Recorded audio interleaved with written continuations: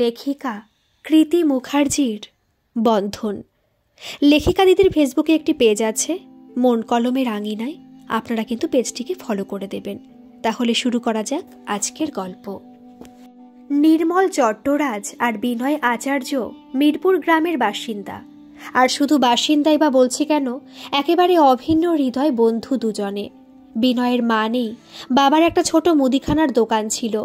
আয়ও মোটামুটি ভালোই ছিল, কিন্তু শহর থেকে মাল আনতে গিয়ে হঠাৎ তিনি মারা গেলেন রোড অ্যাক্সিডেন্টে। সেই থেকে বিনয়ের প্রায় সব দায়িত্বই গ্রহণ করলেন সুধীর চট্টরাজ ওরফে নির্মলের বাবা। স্কুলে যাওয়া থেকে শুরু করে এক থালায় ভাত খাওয়া, বিনয় নির্মলের সবই ছিল একসাথে। উচ্চ মাধ্যমিকের পর নির্মল আর পড়াশোনা করতে রাজি হলো না। বাবার বয়স হয়েছে, কাজেই চাষবাসের জন্য তার গ্রামে থাকাটাই শ্রেয়। অন্যদিকে বিনয়ের ইচ্ছে সে শহরে গিয়ে উচ্চ শিক্ষা করবে, নিজের ব্যবসা দাঁড় করাবে। সুধীরবাবু আপত্তি করলেন না। ছেলেকে দায়িত্ব দিলেন বিনয়ের সাথে গিয়ে ওর ভর্তি থেকে থাকা খাওয়ার ব্যবস্থা সব করে আসতে। বিনয়কে শহরে রেখে নির্মল ফিরে এলো, বাবার কাজ সব বুঝে নিল। গ্র্যাজুয়েশনের পর MBA পাশ করে বিনয় মুম্বাই পাড়ি দিল। পেইন গেস্ট হিসেবে থাকতে থাকতে পরিচয় হলো মালিকের মেয়ে অর্চনার সাথে। প্রথমে পরিচয়, আলাপ, আর তারপর ভালোবাসা। এই নতুন সম্পর্কের কথা বিনয় প্রথমে জানাতে ইতস্তত করলেও বন্ধুর সাথে দেখা করতে এসে ঠিকই বুঝতে পারল নির্মল। ফিরে আসার আগে মেয়ের বাড়িতে এক প্রকার পাকা কথা দিয়েও এলো, কিন্তু সমস্যা হলো সুধীরবাবু এত দূরে এসে মেয়েকে আশীর্বাদ করতে পারবেন না। তাই মেয়ে পক্ষকেই চলে যেতে হবে ছেলের বাড়িতে, তারপর না হয় একেবারে আশীর্বাদ, বিয়ে সব সেরে ফিরবে। সুধীরবাবু পুরনো ধ্যান ধারণায় বিশ্বাসী মানুষ। মেয়ের বাড়ি গ্রামে এসে থাকবে, বিষয়টিতে তিনি ঠিক রাজি হলেন না। তবে শেষ পর্যন্ত ছেলের অনুরোধে নিমরাজি হলেন। ধুমধাম করে বিয়ে হলো বিনয় আর অর্চনার। বিদেশি কোম্পানিতে চাকরি করার বড় জ্বালা। বিয়ের পরে নবদম্পতিকে পাড়ি দিতে হলো কর্মস্থানে। বিনয়ের বিয়ের কয়েক মাসের মধ্যেই সুধীরবাবু নির্মলেরও বিয়ে ঠিক করে ফেললেন। এদিকে উদ্যোগ নিয়ে বন্ধুর বিয়ে দিলেও নিজে বিয়ে করতে আদৌ রাজি নয় নির্মল। শেষমেশ বিনয় গ্রামে ফিরে রাজি করালো বন্ধুকে। সাত পাকে বাধা পড়ল নির্মল আর রূপা। বছর দুয়েক বেশ ভালোই কাটল। জন্ম হলো বিনয়ের ছেলে সপ্তক আর নির্মলের মেয়ে সুরশ্রীর। ছেলেদের সংসারী করে তাদের সন্তানদের মুখ দেখে সুধীরবাবু পাড়ি দিলেন চির ঘুমের দেশে। বয়সে সপ্তক বড় হলেও সুরশ্রীর সাথে ওর ভীষণ বন্ধুত্ব, ঠিক ওদের বাবাদের মতন। মুম্বাইয়ে থাকলেও স্কুলের ছুটিতে সপ্তক ঠিক বাবা মায়ের সাথে গ্রামে ফেরে। সারা দুপুর আমবাগানে খেলা করে, ধান খেতে ঘুরে বেড়ানো, এমনকি সুরশ্রীর সাথে খেলনা বাটি নিয়ে খেলা করা, সবকিছুই ভীষণ আনন্দের সাথে করে সপ্তক। শহরে নামী ইংলিশ মিডিয়াম স্কুলের স্টুডেন্ট সপ্তক। স্বাভাবিকভাবেই তার পড়াশোনার চাপ বাড়তে লাগলো। স্কুলে গরমের ছুটি পড়লেও কোচিং ক্লাসে তো আর ছুটি পাওয়া যাবে না, অতএব গ্রামে যাওয়া বন্ধ হলো। এদিকে সুরশ্রী হাই স্কুলে যাওয়া শুরু করেছে। নতুন অনেক বন্ধুও হয়েছে তার। প্রথমে বিনয় আঙ্কেলের ফোন এলে একটু আধটু তার সপ্তকের সাথে কথা হতো, কিন্তু অধিকাংশ সময়ই হয় সে বাড়িতে থাকতো না, নয়তো সপ্তক কাজেই। নতুন জীবনের ভিড়ে দুটো কৈশোরের বন্ধুত্ব কিছুটা যেন চাপা পড়েই গেল। বছর 10 পর বরাবরের মেধাবী সুরশ্রী এখন উচ্চ মাধ্যমিক পাশ করে শহরের একটি ইঞ্জিনিয়ারিং কলেজের 4th ইয়ারের স্টুডেন্ট। এখন বন্ধু মহলে সে শ্রী নামেই বেশি পরিচিত। বাড়ির অবস্থা আগের চেয়ে অনেকটাই উন্নত। বাবা নির্মল বাবুকে আর আগের মতো একা সব কাজ দেখাশোনা করতে হয় না। জনা 15 লোক রেখেছেন তিনি সব দিক সামাল দেওয়ার জন্য। অন্যদিকে মুম্বাইয়ের বড় ব্যবসায়ী হিসেবে নামডাক হয়েছে বিনয়বাবুর।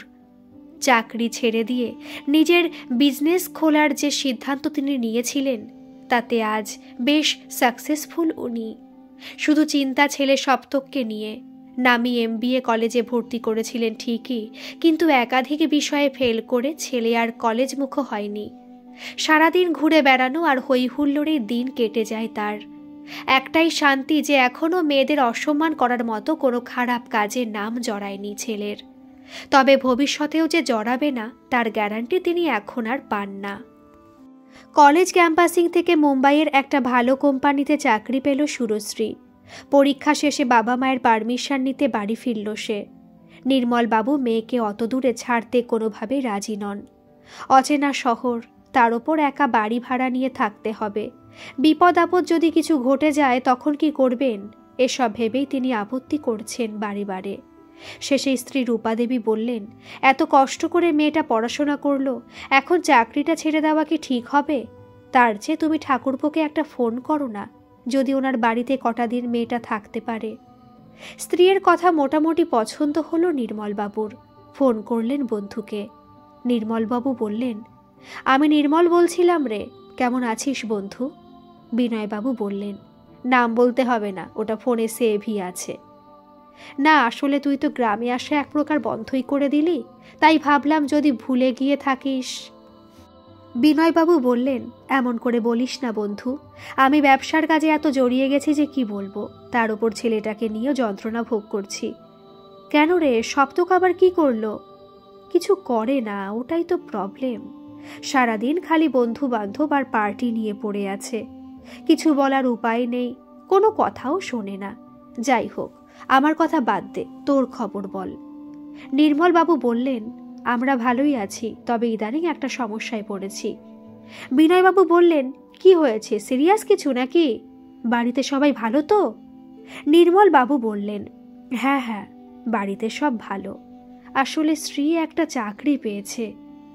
বলিস কি, চাকরি পেয়েছে? তো ভালো খবর।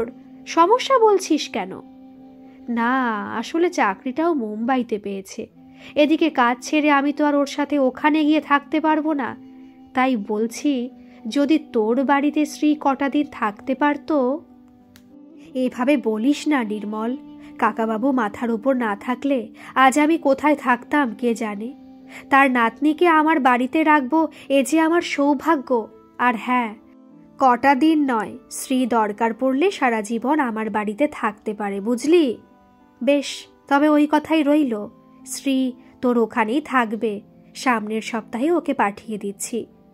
একদম নিশ্চিন্তে আমি অর্চনাকে পাঠিয়ে দেব ওকে নিয়ে আসতে। শ্রী রওনা হলো মুম্বাইয়ের উদ্দেশ্যে। এয়ারপোর্টের দরজা দিয়ে বেরিয়ে এলো শ্রী। ফোনে বিনয় আঙ্কেল ছবি পাঠিয়েছিলেন, তাই অর্চনা কাকিমাকে চিনে নিতে কোনো অসুবিধা হলো না শ্রীয়ের।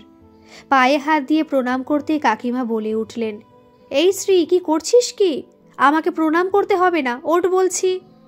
সুরশ্রী বলল, কেন কাকিমা, আমাকে আশীর্বাদ করবে না তুমি? আমার আশীর্বাদ পরে নিবি, আগে গাড়িতে উঠবি চল। গাড়িতে উঠে কথা শুরু হলো দুজনের। তা হ্যাঁ রে শ্রী, তোর জয়েনিং কবে থেকে?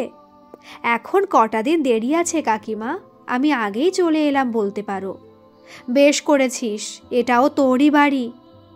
আচ্ছা কাকিমা, সব তো কেমন আছে? বাড়িতে গিয়ে দেখা হবে তো ওর সাথে? ওর সাথে আমাদেরই দেখা হয় কালে ভদ্রে, তুই আর কি করে দেখবি? মানে বুঝলাম না আমি। অর্চনা দেবী বলতে শুরু করলেন, ছেলেটা একদম বকে গেছে রে শ্রী। পড়াশোনা তো করেই না, সারাদিন খালি এখানে ওখানে ঘুরে বেড়াচ্ছেন। কিছু বলতে গেলে বাবুর আবার মেজাজ হয়ে যায়। তোর কাকুর তো ওর কথা ভেবে ভেবে শরীর খারাপ হয়ে যাচ্ছে।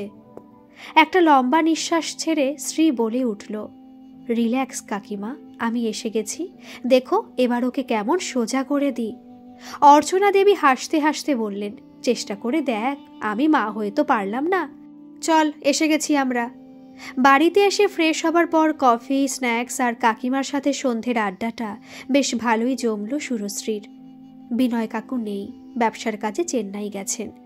রাত 9:30 নাগাদ অর্চনা দেবী শ্রীয়ের রুমে এসে বললেন, ওরে শ্রী, আজ যে একেবারে ম্যাজিক হয়ে গেল, নবাব পুত্তুর বাড়ি এলো দেখলাম, যাই গিয়ে দরজাটা খুলে দিই। তাই নাকি? তাহলে কাকিমা তুমি দাঁড়াও, আমি দেখছি। ডোরবেলটা বাজতেই শ্রী দরজাটা খুলে দিল। ওয়াও, সপ্তককে তো দেখতে দারুণ হ্যান্ডসাম হয়েছে, নিজের মনেই বলে উঠল শ্রী। ঘোর কাটল সপ্তকের গলার আওয়াজে। হ্যালো ম্যাডাম, এক্সকিউজ মি, দরজাটা সরে দাঁড়ান প্লিজ। সে না হয় দাঁড়াবো, কিন্তু তার আগে আপনি বলুন, এত দেরি করে বাড়িতে এসেছেন কেন? What do you mean? আমার বাড়ি, আমি যখন ইচ্ছে আসবো, আপনি বলার কে? আমি কে সেটা না হয় পরে জানবেন, আগে আপনি আমার কোশ্চেনের আনসার দিন। আর না দিলে আপনাকে বাড়িতে ঢুকতে দেওয়া হবে না। কি এত বড় সাহস আপনার? আমাকে বাড়ি ঢুকতে দেবেন না? বাই দ্য ওয়ে, আপনি কে এ বাড়িতে এসে হম্বিতম্বি করছেন? বাবু, ও সুরশ্রী, আমাদের নির্মলের মেয়ে, তোর ছোটবেলার বন্ধু। কত খেলা করেছিস একসাথে, মনে আছে? পেছন থেকে বলে উঠলেন অর্চনা দেবী। মায়ের কথাগুলো শুনে একটু একটু করে ছোটবেলার স্মৃতিগুলো মনে ভিড় করতে লাগলো সপ্তকের। কিছুক্ষণ স্ত্রীর দিকে তাকিয়ে থেকে নিজের রুমে চলে গেল। খানিকক্ষণ বাদে জল নিয়ে ঘরে ঢুকলো স্ত্রী। সপ্তক নিজের গিটারটা নিয়ে নাড়াচাড়া করছে। তুই এভাবে নিজের জীবনটা কেন নষ্ট করছিস সপ্তক? নষ্ট করছি মানেটা বুঝতে পারছিস না? কাকু তোকে কত স্বপ্ন নিয়ে MBA-তে ভর্তি করলো, আর তুই সেটা ইনকমপ্লিট রেখে দিলি। দেখ, ওসব পড়াশোনা আমার দ্বারা জাস্ট হবে না। তাছাড়া বাপির যা আছে তা দিয়ে আমার আরামসে চলে যাবে, পড়াশোনার দরকার নেই। কাকুর কি আছে না আছে জানি না, কিন্তু আমি মনে করি প্রতিটি মানুষের একটা নিজস্ব পরিচয় থাকাটা খুবই জরুরি, অন্তত তার নিজের জন্য। আর হ্যাঁ, বাবার আছে তাতেই চলে যাবে এভাবে ভাবলে তো জীবনে কোনোদিনই কিছু করতে পারবি না। ঘর থেকে বেরিয়ে গেল সুরশ্রী। এরপর প্রায়ই কখনো টিভি চ্যানেল পাল্টানো নিয়ে, কখনো বা কেন স্ত্রীর পছন্দের খাবার হয়েছে অহেতুক ঝগড়া করত সপ্তক। স্ত্রীকে বিরক্ত করতে ফোনের চার্জার, অফিসের ফাইল এসবও লুকিয়ে রাখত। একবার তো ফাইল লুকিয়ে রাখায় একটা ইম্পর্টেন্ট মিটিং মিস করে গেছিল স্ত্রী। তারপর অর্চনা দেবী যখন ছেলের রুম থেকে ফাইলটা খুঁজে পেলেন, আচ্ছা করে কানমলা দিয়েছিলেন সপ্তককে। স্ত্রীও দাঁড়িয়ে থেকে মুচকি হেসে এনজয় করেছিল পুরো সিনটা। সপ্তক রাগে কয়েকদিন কথা বলেনি কারোর সাথে, তারপর আবার সব ঠিকঠাক। এক রবিবারের সকালে ব্রেকফাস্টের পর অর্চনা দেবী নিজের কাজে ব্যস্ত হয়ে পড়লেন। বিনয়বাবু বাগানের পরিচর্যা করছেন, আর শ্রী নিজের রুমে বসে সঙ্গে আনা গল্পের বই পড়ছে। হঠাৎ দরজায় নক করার শব্দে শ্রী তাকিয়ে দেখল সপ্তক এসেছে। তুই কিছু বলবি সপ্তক? না, তেমন স্পেশাল কিছু না, এমনি খবর নিতে এসেছিলাম। ঠাম্মা, কাকু, কাকিমা কেমন আছেন?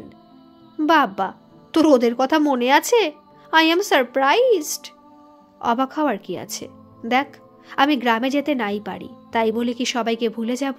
সব মনে আছে আমার। তাই আমার সাথে রান্নাবাটি খেলার সময় তোকে যে বাজার করতে পাঠাতাম সেটা মনে আছে? হাহা করে হেসে উঠল সুরশ্রী। সপ্তক রেগে লাল হয়ে গেল, বলে উঠল, শাট আপ, সেসব আমি মনে করতেও চাই না। অ্যান্ড তুই শুধু বাজার নয়, আমাকে দিয়ে বাসনও মাজাতিস। শ্রী তখন, ও রিয়েলি বলে আবার হাসতে লাগলো। সপ্তক আর নিজেকে সামলাতে পারল না, হাসতে লাগলো স্ত্রীর সাথে। ঠাকুর ঘর থেকে অনেক দিন পর দুই বন্ধুর প্রাণ খোলা হাসির শব্দ শুনতে পেয়ে অর্চনা দেবীর মনে মনে খুব খুশি হলেন। যে স্ত্রীকে সপ্তক দেখতে পারত না, ধীরে ধীরে সেই স্ত্রীর সাথে ওর বন্ধুত্ব হয়ে গেল। ও এখন সব সময় বাইরে কাটায় না, এমনকি অল্প আধটু বাবা মায়ের কথাও শুনছে। কলেজে এখনো পাঠাতে পারেনি শ্রী, তবে কাকিমাকে কথা দিয়েছে শীঘ্রই সপ্তককে পড়াশোনার জগতেও ফিরিয়ে আনবে ও। যে বন্ধুত্বটা হঠাৎই হারিয়ে গিয়েছিল, সেটা যেন অফ ডেতে শপিং মলে ঘুরতে যাওয়া, সিনেমা দেখার মধ্যে দিয়ে আবার যেন পুনরুজ্জীবিত হয়ে উঠতে লাগলো। 1 মাস পরের ঘটনা। সেদিন ছিল সুরশ্রীর অফ ডে। কাকু কাকিমা একটা বিয়ে বাড়ি গেছেন, আর সপ্তক দোতলায় ঘুমোচ্ছে। কয়েকদিন ধরে ওর শরীরটা খারাপ। কাকিমা ওকে ছেড়ে দিতে চাইছিল না, কিন্তু শ্রী জোর করে পাঠিয়েছে। গান শুনতে শুনতে শ্রী বাগানে পায়চারি করছিল। হঠাৎ গেট খুলে 3টে বাইক নিয়ে হুড়মুড়িয়ে ঢুকে এলো প্রায় 6 ছেলে। প্রত্যেকের মাথায় রুমাল বাঁধা, 2টো ছেলের হাতে আবার বিয়ারের বোতল। ওরা এসে সপ্তকের নাম ধরে চেঁচামেচি শুরু করে দিল। ইয়ারফোনটা খুলে চেয়ারে নামিয়ে রেখে সুরশ্রী এগিয়ে গেল ওদের দিকে। আপনারা কে?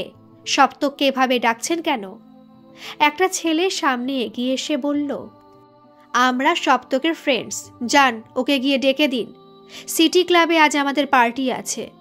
ধমক দিয়ে শ্রী বলে উঠল, থামুন আপনারা, পার্টি আর অসভ্যতামি, এই 2টো ছাড়া আপনাদের জীবনে আর কিছু আছে? দেখুন, সপ্তককে আমি অনেক কষ্টে শোধরানোর চেষ্টা করছি। কাজেই আপনাদের সাথে ওকে আর মিশতে দেব না, প্লিজ আপনারা চলে যান। ছেলেগুলো রাগে গজগজ করতে করতে বেরিয়ে যেতেই তালা চাবি নিয়ে এসে মেন গেটটা শ্রী বন্ধ করে দিল। আধ ঘন্টা বাদে কেউ যেন পেছন থেকে এসে শ্রীয়ের ইয়ারফোন সমেত ফোনটা মাটিতে ছুঁড়ে ফেলে দিল। সামলে উঠে তাকাতেই দেখতে পেল সপ্তক দাঁড়িয়ে, চোখ মুখ একেবারে রাগে লাল হয়ে গেছে। তোর সাহস হয় কি করে আমার ফ্রেন্ডদের ইনসাল্ট করিস? শ্রী ঠান্ডা মাথায় ওকে বলল, দেখ সপ্তক, ওরা তোর বন্ধু নয়, বন্ধু হলে তোকে এভাবে বিপথে নিয়ে যেত না। ওরা জাস্ট কাকুর প্রপার্টি দেখে তোর সাথে ফ্রেন্ডশিপ করেছে। তুই ওদের নিত্যদিন নামি দামি রেস্টুরেন্টে নিয়ে যাস, ভালো মন্দ খাওয়াস, তাই ওরা তোকে দাম দেয়, নয়তো এর বাইরে ওরা তোকে নিয়ে একটুও ভাবে না, কেয়ারও করে না। শাট আপ শ্রী, আমি তোর কাছে ওদের নিয়ে কোনো কথা শুনবো না। বাই দ্য ওয়ে, তুই ওদের কি বলেছিস? তুই আমাকে বদলানোর চেষ্টা করছিস? Who the hell are you যে আমাকে বদলে দিবি তুই? শুনে রাখ, সপ্তক চ্যাটার্জি কারোর জন্য বদলাবে না, তোর জন্য তো নয়ই। আর হ্যাঁ, দুদিন তোর সাথে ঘুরতে বেরিয়েছি বলে যদি তুই ভাবিস আমি আবার ছোটবেলার মতো তোর সাথে পুতুল খেলবো, দেন ইউ আর রং। সেসব কিছুই হবে না। আজ থেকে তুই নিজের লাইফ নিয়ে থাকবি, আমি আমার লাইফ নিয়ে। মনে রাখবি, তুই আমার বাড়িতে আছিস, আমি তোর বাড়িতে নয়। এতক্ষণ চুপ থাকলেও এই কথাটা শ্রীয়ের চোখে জল এনে দিল। ফোনটা কুড়িয়ে নিয়ে ও ভেতরে চলে গেল। সেদিনের ঘটনার পর দুজনের কথা বলা প্রায় বন্ধই হয়ে গেল। বিশেষত শ্রী সপ্তককে দেখলেই সেখান থেকে চলে যায়, এড়িয়ে চলার চেষ্টা করে। অর্চনা দেবী দুজনের আচরণ দেখে আন্দাজ করলেন কিছু একটা হয়েছে, কিন্তু কাউকে জিজ্ঞেস করতে সাহস পেলেন না, শুধু ভেঙে পড়লেন মনে মনে। অনেক আশা করেছিলেন শ্রীয়ের সঙ্গ পেলে ছেলেটা হয়তো শুধরে যাবে, কিন্তু সেসব আর হবে না বলেই মনে হচ্ছে ওনার। দিন কয়েক পরে কিছুটা সুস্থ হয়ে সপ্তক বন্ধুদের সাথে দেখা করতে গেল। রনিতের বাড়ির সামনে বাইকটা রেখে ঘরে ঢোকার মুখে রনিত আর শান্তনুর গলা শুনতে পেল। শান্তনু বলছে, আমার তো মনে হচ্ছে ওই মেয়েটা সপ্তককে আর আমাদের কাছে ঘেঁষতে দেবে না, বুঝলি? রনিত বলছে, ঘেঁষতে দেবে না বললেই হলো? ও না এলে রেস্টুরেন্টের বিল মেটাবে কে? যেমন করেই হোক ব্রেন ওয়াশ করে বোকাটাকে আমাদের দলে আনতে হবে, বুঝলি? বন্ধুদের কথা শুনে দরজার বাইরে হতভম্বের মতো দাঁড়িয়ে রইল সপ্তক। যাদেরও বন্ধু ভেবেছে, যাদের জন্য বাবা মা এমনকি সুরশ্রীর মতো বন্ধুকে অবধি কষ্ট দিতে ছাড়েনি, তারা ওর সাথে বন্ধুত্ব করেছিল শুধুমাত্র টাকার লোভে। ছি, নিজের দিকে আজ তাকাতে ঘেন্না করছে ওর। বাইকটা স্টার্ট দিয়ে ওখান থেকে বেরিয়ে গেল সপ্তক। সারাদিন এখানে ওখানে উদ্দেশ্যহীনের মতো ঘুরে বেড়ালো, শেষে রাতে বাড়ি ফিরল। মঞ্জু মাসি দরজা খুলে দিল। বাবা মা আর শ্রী ডাইনিং হলে খেতে বসেছে। শ্রী বাবাকে বলছে, কাকু একটা কথা বলছি, প্লিজ কিছু মনে করো না। অফিসে আমি অ্যাকোমোডেশনের জন্য অ্যাপ্লাই করেছি। বিনয়বাবু বললেন, কেন, আমাদের এখানে তোমার কোনো অসুবিধা হচ্ছে শ্রী? চলে যাবে বলছো যে?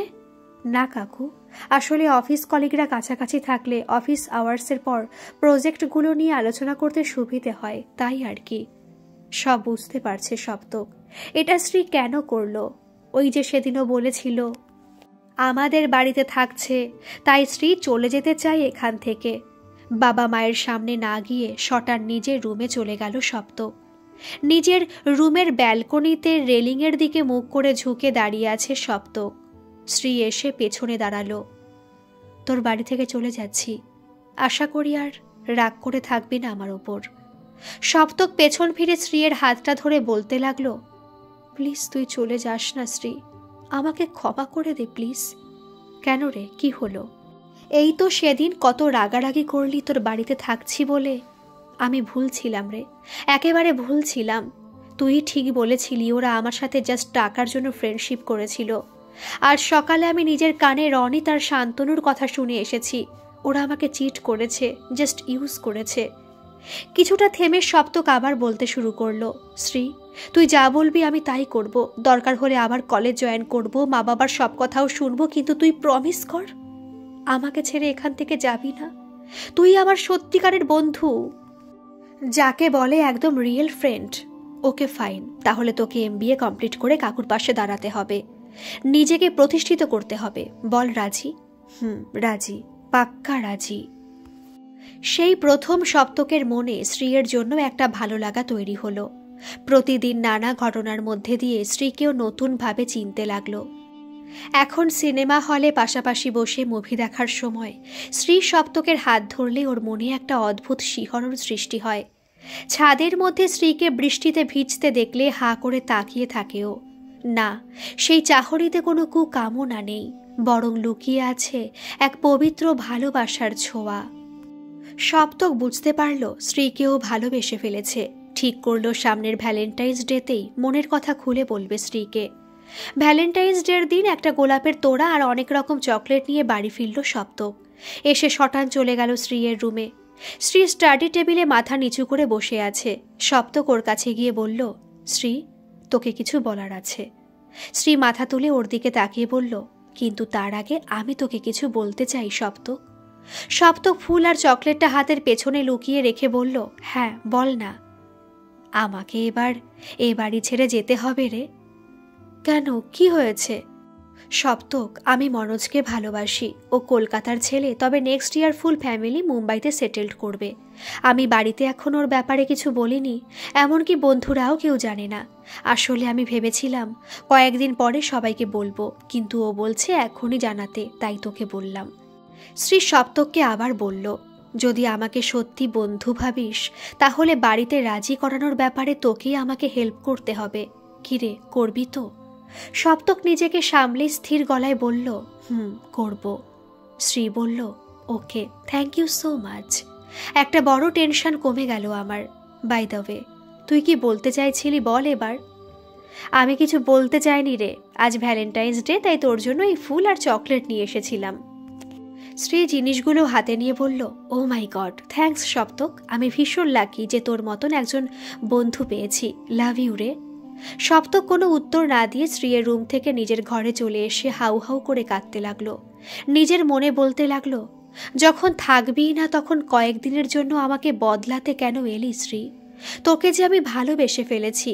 তুই সেই মানুষ ছিলি যার জন্য আমি মানুষ চিনতে শিখেছি, ভালো খারাপের পার্থক্য জেনেছি। কিন্তু আমি তো তোর সাথে অনেক খারাপ ব্যবহারও করেছি, তাই তোকে আমাকে ভালোবাসার কোনো দরকার নেই। আমাকে ভালোবাসলে তোর জীবনটা খারাপ হয়ে যাবে। চোখ মুছে আয়নার সামনে উঠে দাঁড়ালো সপ্তক। তারপর প্রতিবিম্বের দিকে তাকিয়ে বলল, ঠিক আছে, তোকে যখন আমি ভালোবেসেছি তখন আমি বাপিকে বলে সবাইকে রাজি করিয়ে মনোজের হাতে তোকে তুলে দেব। তুই ভালো থাকবি ওর সাথে। পরের দিন সকালে বিনয়বাবু যখন পেপার পড়ছিলেন তখন সপ্তক এসে দাঁড়ালো ওনার সামনে। কি রে, কিছু বলবি? গম্ভীর স্বরে বলে উঠলেন বিনয়বাবু, হ্যাঁ বাবা, আমি কলেজ জয়েন করছি। আবার রেজিস্ট্রেশন করতে যদি কিছু টাকার দরকার হয় তাই তোমাকে বলে রাখলাম। ঠিক আছে, দিয়ে দেব। আমি বলছিলাম যে, আমতা আমতা করছিস কেন, কি হয়েছে? বাবা, শ্রী একজনকে ভালোবাসে, ভয়ে বাড়িতে বলতে পারছে না। তুমি নির্মল কাকুকে বলে একটু রাজি করাও না প্লিজ। শ্রী আমার জন্য অনেক কিছু করেছে, নাও ইটস মাই টাইম। আমিও ওর জন্য কিছু করতে চাই, ওকে হ্যাপি দেখতে চাই। তুই এত কথা জানলে কি করে? কে বলেছে? শ্রী। সপ্তক শুধু মাথা নাড়ল। ঠিক আছে, দেখছি কি করা যায়। বিনয়বাবু বন্ধুকে সব কথা জানালেন। নির্মলবাবু প্রথমে ইতস্তত করলেও পরে ছেলেটা ভালো শুনে রাজি হলেন। সময় করে বিনয়বাবু মিরপুরে ফিরলেন কয়েকদিনের জন্য। দুই পরিবারের উপস্থিতিতে ফেব্রুয়ারি মাসের 18 তারিখ বিয়ের দিন ফাইনাল হলো। বিয়ের কিছুদিন আগে শ্রী অফিস থেকে ছুটি নিয়ে মিরপুরে ফিরল, সাথে অর্চনা দেবী। বিনয়বাবু আর সপ্তকও এলো। সপ্তককে দেখে রূপা দেবী আর ঠাম্মা তো বেজায় খুশি। সেদিনের সেই ছোট্ট ছেলেটা কত বড় হয়ে গেছে।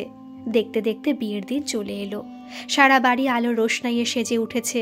অতিথিরা সবাই আসতে শুরু করেছে। কিছুক্ষণের মধ্যেই বড় এসে যাবে। লাল বেনারসি সোনার গয়নায় বধূ সেজে অপরূপ লাগছে সুরশ্রীকে। ঘরে ঢুকলো সপ্তক, হাতে একটা বাক্স। সপ্তক বলতে শুরু করলো, অনেক খারাপ ব্যবহার করেছি তোর সাথে, পারলে ক্ষমা করে দিস। এই গিফটটা এনেছি তোর জন্য। হ্যাঁ, বাবারই টাকায় এনেছি, তবে জোর করে আদায় করিনি। মা প্রতিবার জন্মদিনে যা দিত তার থেকে কিছু জমানো ছিল, সেটা দিয়ে কিনেছি। চাকরি পেলে নিজের টাকায় দেব আরেকটা। শ্রী কিছু একটা বলতে যাচ্ছিল, হঠাৎ নিচে একটা চিৎকারের শব্দ কানে এলো ওদের। দুজনেই নেমে এলো নিচে। মনোজ এসেছে, তবে বরবেশে নয়, এমনি। শ্রীকে দেখে ওকে হিড়হিড় করে টানতে টানতে ঘরের মধ্যিখানে নিয়ে এলো মনোজ। বলতে লাগলো, লোক দেখিয়ে বিয়ে করছিলে আমাকে, আর ফষ্টি নষ্টিত্ব চলছে আরেকজনের সাথে। এসব কি বলছো তুমি মনোজ? মনোজ সপ্তকের দিকে আঙুল তুলে বলতে লাগলো, ওই যে ওর সাথেই তো ছোটবেলা থেকে সম্পর্ক চলছে তোমার, এমনকি চাকরি করার নাম করে মুম্বাইয়ে গিয়ে এক বাড়িতে থেকে অবধি এসেছ, না জানি আরো কত কি করেছ। শাট আপ মনোজ, কি বাজে কথা বলছো তুমি? সপ্তক আর আমি ছোটবেলার বন্ধু, সবাই জানে। রাখো তোমার বন্ধুত্ব। তোমার মতো মেয়ে ছেলে বন্ধুত্বের আড়ালে কত কি যে করে বেড়ায় সবাই জানে। আর এ তো হলো গিয়ে বড় লোকের ছেলে, স্বার্থ সিদ্ধির জন্য হয়তো তুমি এর সাথে অনেক কিছুই। কথা শেষ করতে পারল না মনোজ। সবার সামনে কষিয়ে ওকে একটা চড় মারল সপ্তক। অনেকক্ষণ ধরে আপনার বাজে কথা শুনছি। স্ত্রীর নামে আর একটা বাজে কথা বললে আপনাকে খুন করে ফেলবো আমি। মনোজও সপ্তকের গায়ে হাত তুলতে যাচ্ছিল। গ্রামের লোকেদের হুমকির মুখে পড়ে আর সাহস করতে পারল না, হনহনিয়ে বেরিয়ে গেল। মনোজের চলে যাওয়ার দিকে অপলক দৃষ্টিতে তাকিয়ে রইল সুরশ্রী। বিনয়বাবু, নির্মলবাবু, অর্চনা দেবী, রূপা দেবী, কারোর মুখে আর কথা সরছে না। একটা নিষ্পাপ বন্ধুত্বকে কেউ এভাবে কালিমালিপ্ত করতে পারে, তা তারা স্বপ্নেও ভাবতে পারেননি। ধীর পায়ে স্ত্রীর সামনে এসে দাঁড়িয়ে সপ্তক বলতে শুরু করলো, যে আমার জীবনের সুর ফিরিয়ে দিয়েছিল, সেই সুরশ্রীর জীবনের সুরটা আমার জন্য বেসুরো হয়ে যাবে এ আমি ভাবতেও পারিনি। আজ তোকে একটা কথা বলতে চাই, যা কোনোদিন আমি বলতে পারিনি। জিজ্ঞাসু দৃষ্টিতে সুরশ্রী তাকিয়ে রইল সপ্তকের দিকে। সপ্তক ওর হাত ধরে বলল, তোকে আমি ভালোবাসি শ্রী।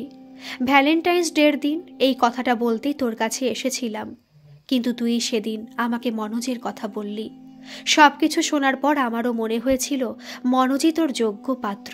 আফটার অল, যে আমাকে মানুষ চিনতে শিখিয়েছে, সে নিজের জীবনে মানুষ চিনতে ভুল করবে না। শ্রী সপ্তককে জড়িয়ে ধরে কাঁদতে লাগলো। আমি ভুল করে ফেলেছি রে, মানুষ চিনতে আমার বড্ড বড় ভুল হয়ে গেছে। সপ্তক স্ত্রীর চোখের দিকে তাকিয়ে বলল, এখন আর ওসব ভেবে লাভ নেই, যা হবার ছিল হয়ে গেছে। তার চেয়ে এখন কি করবি বল? তুই চাইলে আমি তোকে বিয়ে করতে পারি, তোর হাত ধরতে পারি সারা জীবনের জন্য। কথা দিচ্ছি, সুরশ্রীর জীবনের সুরটা কোনোদিন হারিয়ে যেতে দেব না।